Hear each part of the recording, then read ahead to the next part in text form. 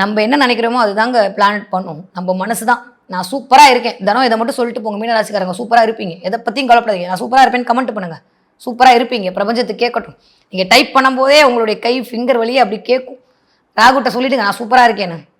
அதனால் எதை பற்றியும் கவலையே பட வேண்டாம். ஸோ இந்த தடவை மீனராசிக்காரர்களுக்கு பணியில் மாற்றம், இடமாற்றம், தொழில் மாற்றம், உத்தியோக பிராப்தி, உத்தியோகத்தில் ஒரு நெளிவு சுழிவை பார்த்து போயிட்டு வரக்கூடிய அமைப்பு, வண்டி வாகனங்களில் கொஞ்சம் கவனமாக போயிட்டு வரக்கூடிய அமைப்பு, வயிறு சம்மந்தப்பட்ட இடத்துல கால்சியம் குறைபாடு, பல்லு, கண், இடுப்பு இதெல்லாம் கொஞ்சம் பார்த்துக்க வேண்டிய காலகட்டமாக இருக்குது. வீட்டில் கூடிய உடல்நிலையை பார்த்துக்கணும். ப்ரீத்திங் பண்ணுறதுல கொஞ்சம் பிரச்சனையாக இருக்கும்.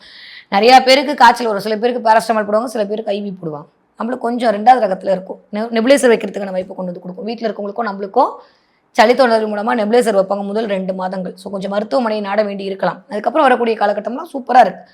ஆஃப்டர் ஜூனுக்கு மேலே ரொம்ப நல்லா இருக்குது. குலதெய்வத்துடைய கடாக்ஷன் சூப்பராக இருக்குது. குலதெய்வ கோயிலுக்கு போயிட்டு வருவீங்க.